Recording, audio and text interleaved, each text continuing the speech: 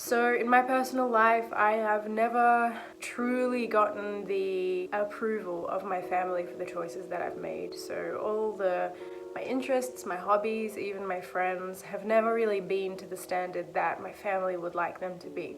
I'm sure any of you who have these strong expectations on you from your family also feel this burden of not being able to truly be yourself when they're around. This harbors, feeds, and grows resentment within you because every time they're around, you feel like you can't be yourself. And without realizing it or taking responsibility for that choice that you're making, you blame them for the fact that you can't be yourself. And this is the first thing that I want to talk about: blame. Now, in my case, it was very much that I was blaming my family for the fact that I couldn't be myself around them. I was blaming my family for the fact that I had to go away from them to feel good again. Although obviously they played a big part in that, and there are so many things that they could have done differently, I was not accepting of who they were, how they were, and what they were. And that was what I was deeply craving from them. I wanted them to accept me. I wanted them to accept me and love me for the way that I was. And I was not getting that, and I was not giving that. So one thing to start considering when you first start walking along this path and start opening some wounds and realizing that there's a lot of stuff that have rooted from these family issues is taking responsibility back. Being like, okay, yeah, you guys put me down for who I am, or yeah, you guys don't approve of who I am, or yeah, you're always telling me that what I'm doing is a joke, or that I'm a joke, or that my friends are a joke, or whatever it is that they may pick on you for. But I'm proud of who I am. No, you don't even have to say that to them. Oftentimes when you do, it just causes more conflict. You'd be like, well, if you don't approve of who I am, well, I'm going to approve of who I am. And you kind of just start this whole thing that just doesn't need to happen. To feel that inside and maybe be confronted by the fact that you're not super proud of who you are, or maybe you're really scared about who you are, or you're not sure about who you are. Just coming back inside and being like, hey, I'm here for you. I know that you feel like they're not there for you, but I'm here for you. And the more that I'm here for you, the more that other people can seemingly be there for you as well. You need to have your own back in order to face your family. If you don't have your own back, whatever they say, whatever they come at you with is going to hit 10 times harder because you have no foundation within yourself. Just to come inside and be like, am I cool with what I'm doing? Am I happy with the choices that I'm making right now? And if it's a no, that's totally fine. I know it's really hard to face. I know, I'm in the midst. I get it. Especially when you have, family members coming at you, questioning what you're doing or putting down what you're doing. And you're like, well, I don't even know if I'm doing the right thing either. That's fine. I don't know that any of us really know what we're doing. We're just doing what feels right. And if you're doing what feels right, then my heart goes out to you, and I'm here to tell you, well done. I'm here to tell you, good on you. Keep going.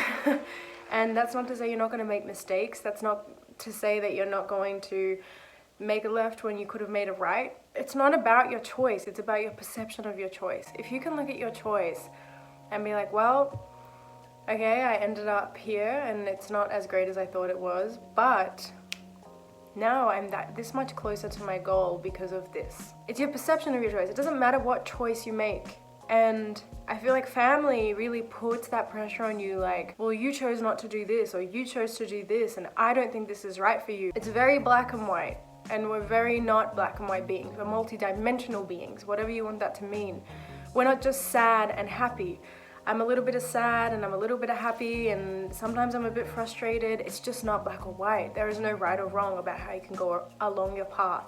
And the main conflict that arises when you are confronted with your family and your life decisions is this concept of right and wrong. And when you start to harbor their perception of what's right and what's wrong, you start to lose faith in yourself. You start to question everything you're doing, and you're not sure if what you're doing is right or wrong. And the truth is, there's no such thing. There's no such thing as right or wrong. Not in the context that we're speaking of right now. If you want to be a painter and your family is telling you that there's no future in painting, that you should give it up, that it's just not you, that that's not what you were into when you were a kid, who made you get into painting? This is your family scared about who you're becoming. They have no idea who you are.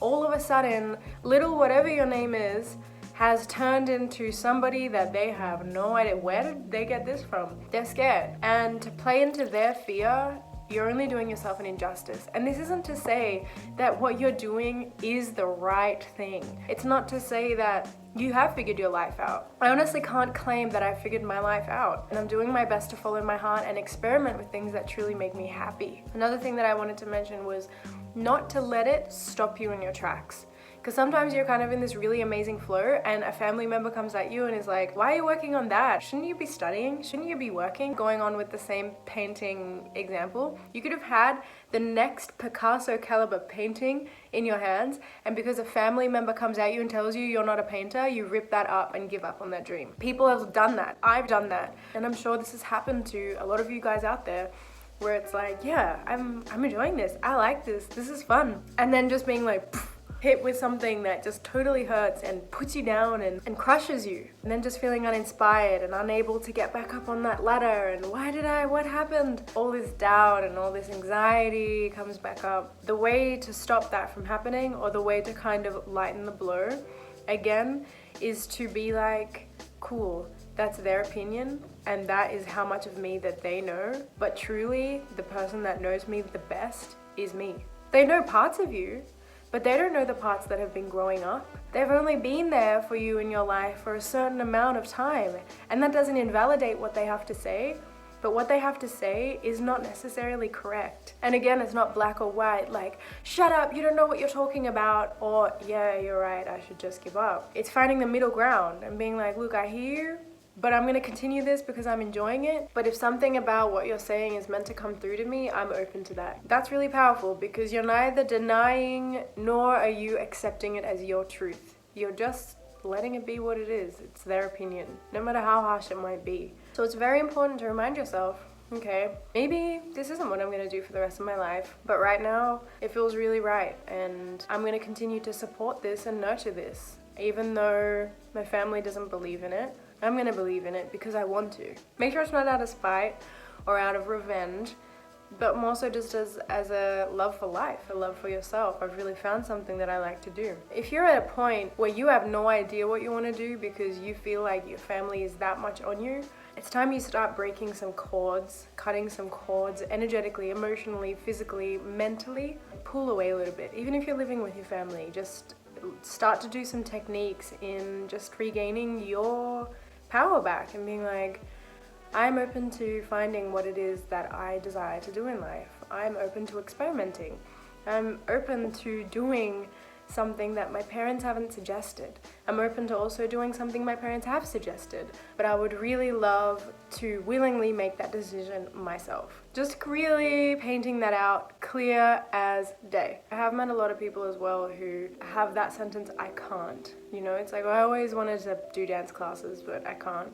Why? Oh, my mum, she never really said I was a good dancer. It's a process of kind of coming out of what they expected of you, while also taking all the things that they've given you that have been gifts. And when you're resenting your parents for everything that they're putting on you, it's really hard to take the gifts. It's really hard to be grateful. So clearing away the resentment, clearing away the guilt of not being what they wanted you to be, clearing away the shame, are all really important parts of this healing process. And I can do another video about how to clear those things. I will have a meditation on my channel, which I'll also link right now on the screen somewhere. But they're just really emotional states that we're wanting to clear, emotional and mental, because you've got them on your brain. They are dictating your every move, and you don't even realize. And this resentment isn't something you're just like, yeah, I'm resentful. You start to tap into it and it can be really confronting. And also considering the fact that your parents may be resentful of you for not being what they wanted you to be, and that needs to be okay too. Just as much as you're frustrated at them for expecting of you, you are expecting just as much of them. You are expecting them to not expect anything of you. And if you can free yourself of that expectation of them,